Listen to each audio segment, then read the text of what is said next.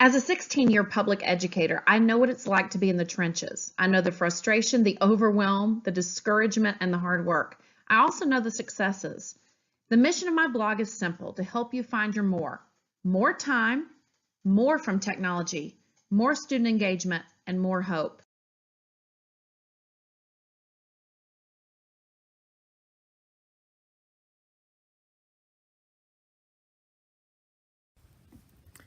Hey friends, it's Suzy, and I decided to step outside in this beautiful wilderness because guess what? In Georgia, we have sun today. And I just wanted to encourage you. Remember the mission of my blog, one part of it, the biggest part of it, is about helping you find hope. A hope that I did not often feel when I was a teacher. So I just wanted to share some encouragement with you. And today's topic is specifically, how do you know you're making a difference? I want to tell you 3 stories, and one of them is a boy named, we'll call him Connor, okay? I'm trying to think of how do I give a fake name. Let's talk about Connor first. Connor was a kid who struggled with cutting himself. I can't tell you how many times, send an email, contact the parents, go to the front office, and it was just like, could not get through to this kid. And if you read his file, it said, cuts himself for attention. It just was very kind of nonchalant when I read the file, and I had this kid in the 9th grade. This kid, in addition to doing all that, just did not seem to give a rip about my classroom. Just, lowest grade he could possibly have, and it just was not a success story, or so I thought. Second kid was Andreas, and Andreas was a kid I had as a senior. I could not get him to do his work. And most seniors, if you've ever taught seniors, most seniors will at least do their work. They may not give you like A work, but they're going to do it. And this kid just would not do his work. And I had to, at the end of the year, break his mama's heart because I had to be the one to call and say, he's not going to graduate. He's not going to walk across that stage because I had given him opportunity, and he messed those up and was not going to graduate and walk across the stage. And so I know you're like, Suzy, these are really encouraging stories. Don't worry, they're coming to a point. And then I'm going to call this one Dusty, which is my husband's name. It's not his name. But this kid was, I think he was 15 years old in the 8th grade, but, he had been a couple times, just was one that they were going to probably send on because of his age, but, just was not, you'd think the second time through, I guess you'd get more motivated, but was just not a kid where we saw a lot of motivation, a lot of change, but he was going to move on because of the age requirement. Well, this video is about how you know you're making a difference. Let me let you know how I knew I was making a difference with these 3 kids. First of all, I did not know it at the time. I thought I was a complete failure. They all failed my class. One of them was harming himself. I mean, it just could not have probably gotten any worse as far as what you think as a teacher is helping a kid. But I forgot what names I gave him now, but Connor, the boy who cut himself, sent me an email during the summer that year and said, I just want to let you know I'm sorry, and you were really my favorite teacher. The boy who ended up failing his senior year and didn't get to walk across the stage, which really broke my heart. I did try to help him.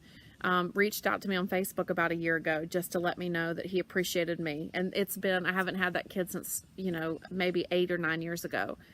And then the third boy, which I'm calling Dusty, I'm not clever about thinking of fake names. I should have written those in my notes. But I see him in the Dollar Tree one day and he goes, Miss Lolley, and he calls his friend up there. He goes, come here. This is the one I was telling you about. She's the one who changed my life. I mean, teachers, you may not ever hear. Those were I taught for 11 years. So out of thousands of kids that I'm sure I did screw up, at some point I made a difference in these 3. So I want you to know how you are making a difference, whether you hear those words or not, whether you ever hear back from them on Facebook or whatever it is. How do you know? First of all, you pray and you trust. There are most kids. There's a kid named Jamie. I just wish I could go back and find him. He said, and I quote, my class was a black hole in his life. Well, the sad thing is I really liked that kid. I don't know what I did to make his class a black hole, but he's one of those kids I still think about to this day. And I'm like, what could I have done differently? Should I get in touch with him? He's been graduated, years and years ago. But here's the deal. Just in case I never hear back from that kid, number one, for me and for you, is you pray and you trust. You just say, if I was doing my best as a teacher and I was praying for these kids and I was trusting that I was doing the right thing, that's all I can do, right?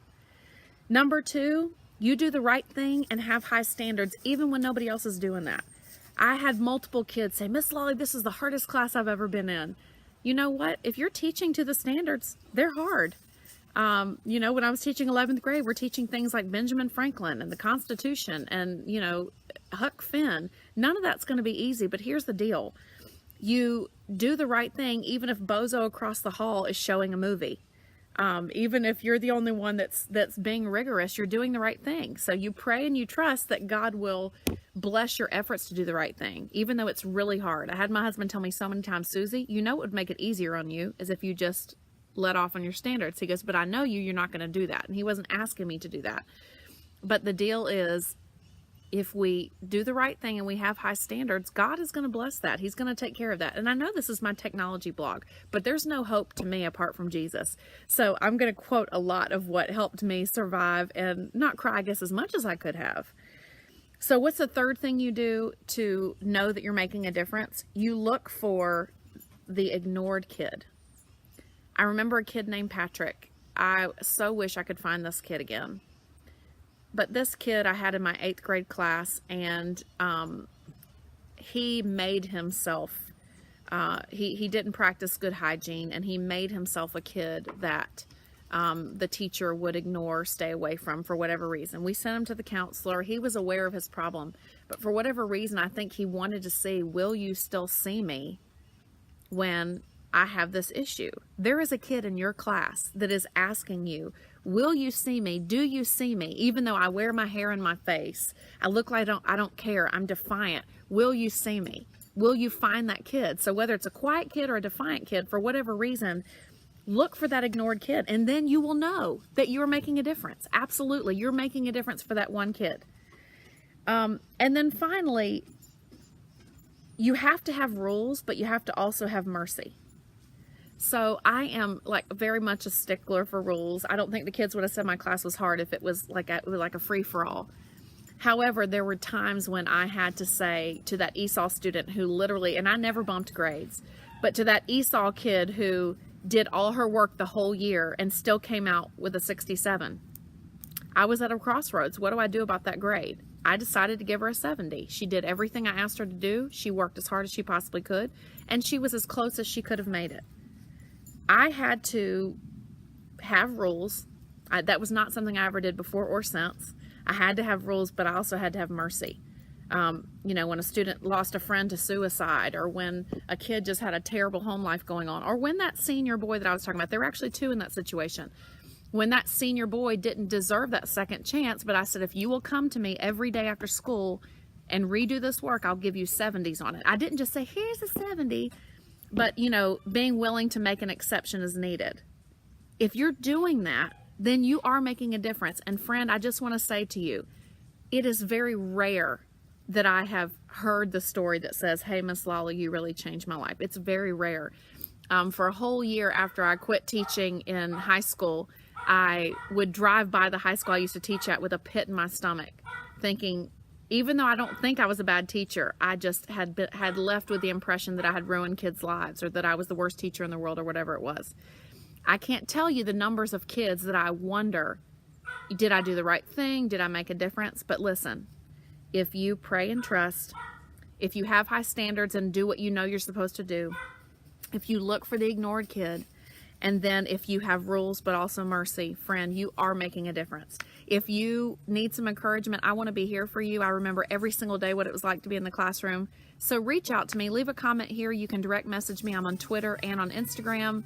I look forward to hearing from you. Take care, friends.